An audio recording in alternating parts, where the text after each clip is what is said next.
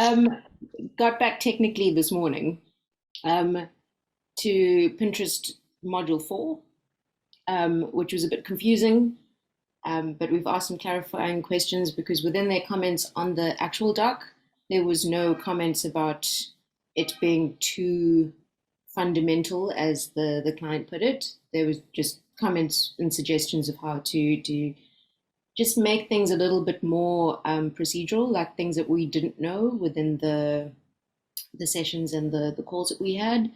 Um, so what I'm doing at the moment is going through it and trying to see how we can make it more intermediate, like they've asked in the email, but also keeping in mind that we agreed on in the beginning that we would be talking more to the brand new people coming into Pinterest, not knowing how they did anything, and to people already at Pinterest that have been promoted into a managerial role.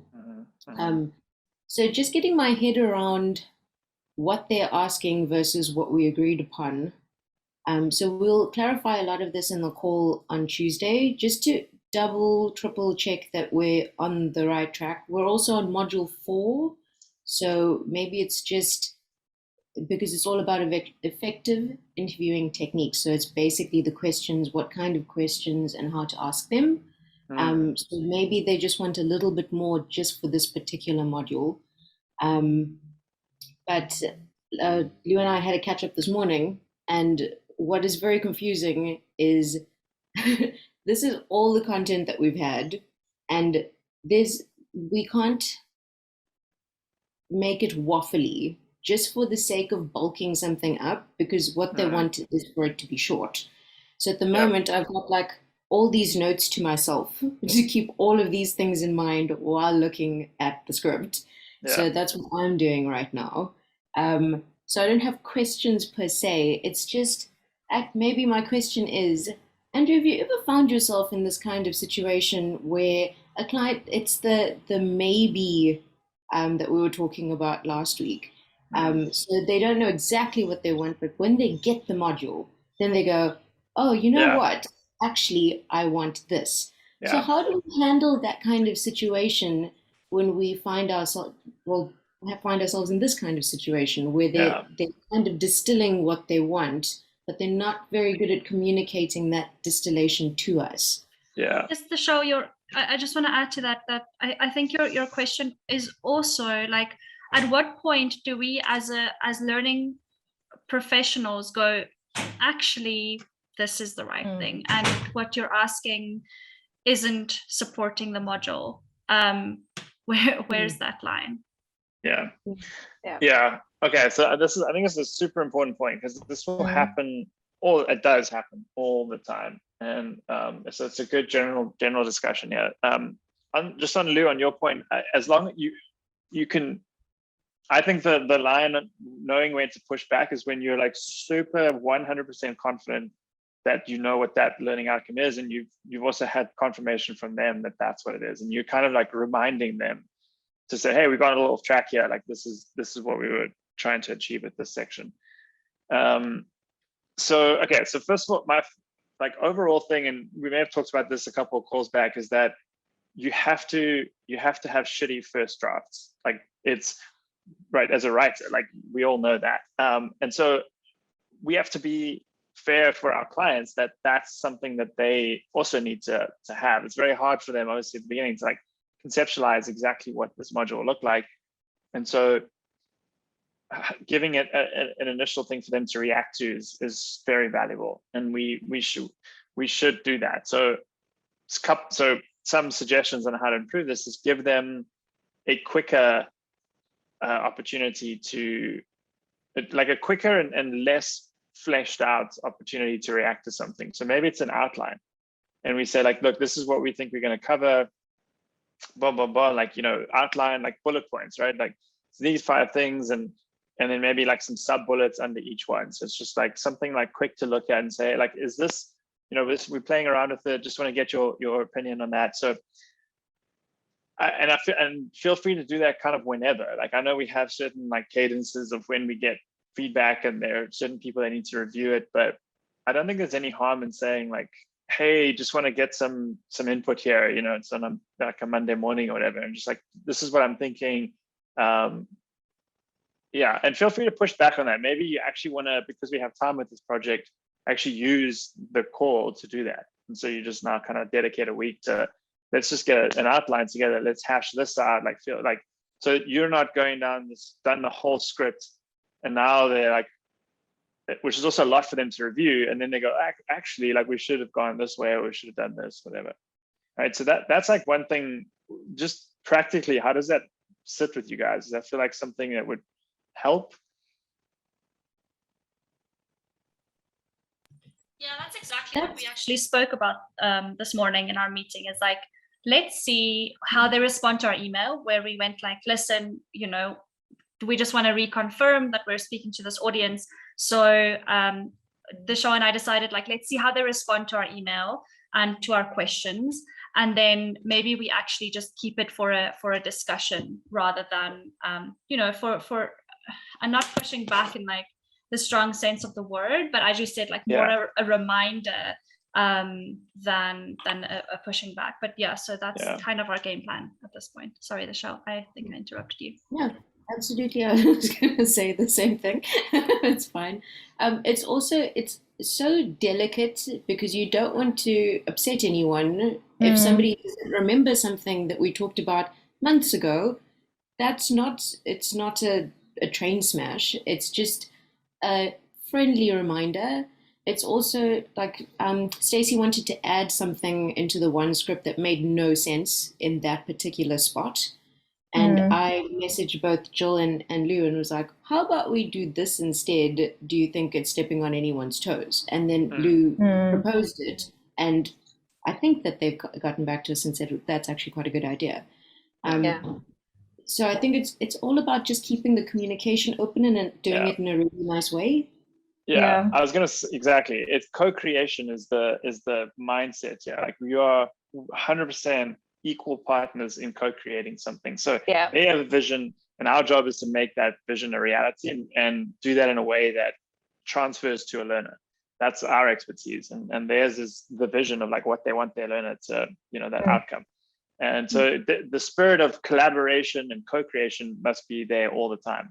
That, you know, so, oh, okay, that's an interesting thing. Like, this is what we said at the beginning. Are we still sure we want to do this? Because here's why I don't think that's getting us there quite. And then like you come up with another suggestion, and they found that helpful. So like, yeah, that's the nice way of, you know, like, we're on the same page. We're heading for the same goal. Like, here are options, basically. Yeah. Always reminding them about the learner at the end of the day. Yeah. Yeah. I mean, Shal, I've been in that position where you've spent all this time creating this like really like what you think is a super impactful, like valuable piece, only to get this feedback that seems to come from left field. And that sense of frustration can be very overwhelming. But I think if we're flexible in how we manage that communication in terms of, okay, we have this cadence, but we're now seeing that we need to add an extra step or communicate something earlier. To have that flexibility and to leverage that, I think, is really helpful. And I think it should be encouraged. And yeah, like you said, that open communication and like bring them into the loop. I think that's the other thing is often we feel like we're supposed to have the answers. You know, like with these vaults that have to store every answer and come up with every kind of contingency and, you know, problem solve as we're going. And yes, that's true to an extent, I think, but they are people too, and we're all working towards the same goal. And I think it's really easy to forget that, or it has been in my experience. It's easy to forget that yes, they are a client, but we're collaborating on this project, and without us both coming to the table and meeting in the middle, we're not going to get there. So I think that's very well said. That's very well said. I think so. To me, this is sort of like also for Alex, I'll always be kind of like, this meta thing, like this little section, what we talked about up to now is like how to manage conflict and co-create with your clients, right? Which I think is a super, super valuable skill. A lot of it's like a mindset thing of just knowing that it's not personal. It's, it is a hazy goal, and you both sort of like cutting through the fog to get there together. The other thing I want to talk about is sort of the specifics of this case, which was this content wasn't pitched to the right level, right? So what do we do here, right? So now they've come back and said, so now it's like, so can we get it? Like, do you have any more specifics on what was it about the interview techniques or the questions? Was it like it wasn't enough detail? The questions were not that good, or like? That's the problem. No specifics were given within the script. Okay. So the suggestions and all the comments left behind are exactly like all of the ones in the last couple of modules. So when the mail came through, I was sitting here scratching my head quite a lot. So that's why Lou sent the message today saying, could you perhaps clarify on the areas where you think it's a bit light or yeah. We don't go into specific questioning. It's the techniques of questioning. So what Stacey is saying that for really experienced managers, this may not be particularly helpful to them.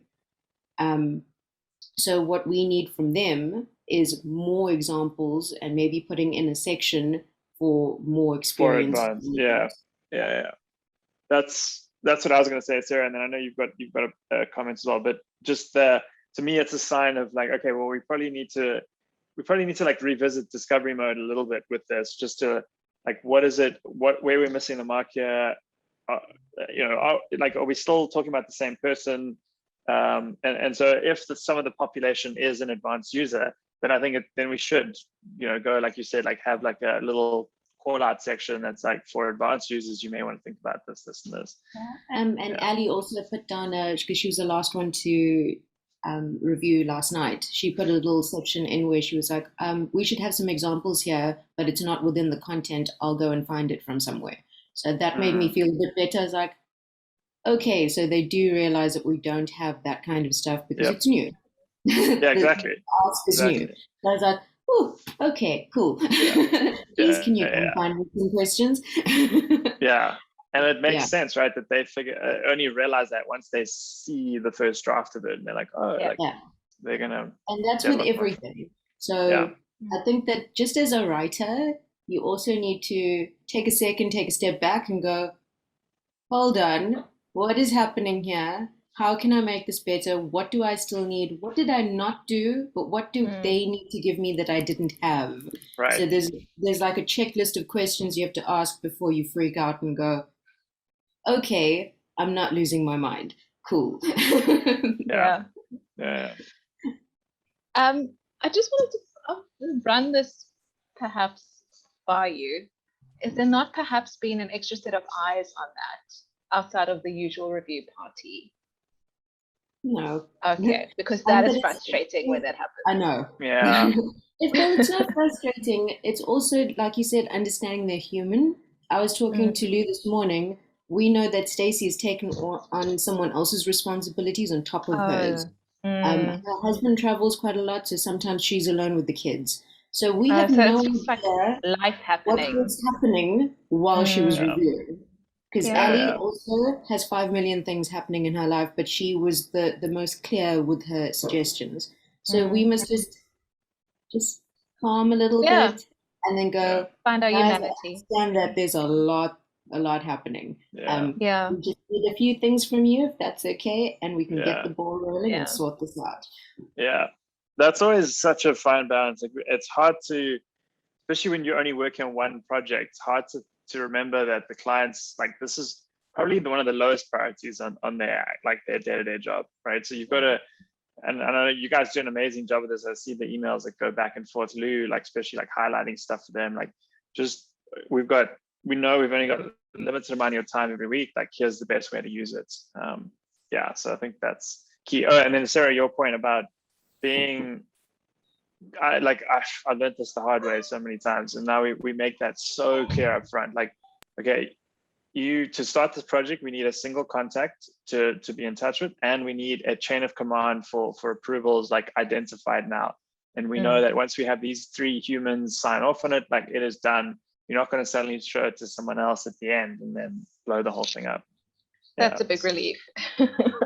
Yeah. The other thing that I wanted to mention, coming off what we were talking about a little bit earlier about the communication and the collaboration, is the client is the experts in the content, and we're the experts in synthesizing the content. And there's that little knowledge gap in between them and us. And we know better how to bridge the gap than what they do. So our job, I think, a lot of what we do is about empowering them to sort of step into the process. And I think all of that comes out of those little looping ins and the emails and, you know, the running this by you, not leaning on them too much, because I mean, we are the custodians of what we're doing, but not making them feel like they're just sort of like handing us a parcel, we're handing one back, and there's magic happening in between, you know. So I think if we take on that mindset of empowering them, then that can only be a successful relationship. Yeah, I love that. That's a really cool analogy. Like, we're the custodians and we empower our clients to apply their expertise in the right areas, basically. Yeah, that's really cool. So Shad and I thought about this morning as well, that instead of just replying to all of their comments on the document, that the ones that really need a little bit more context and nuance, to rather, you know, open the document, do a Loom video and chat them through it. Especially because they're busy, you know, sometimes you read things out of context and you don't realize how it's meant. So we decided that, you know, the simple ones, she'll reply to them, or she has replied to them on the document, but for the more nuanced ones and the ones that needs a little bit more context and questions asked, we'll send Loom videos or a Loom video and just tag the Loom video in that comment for them.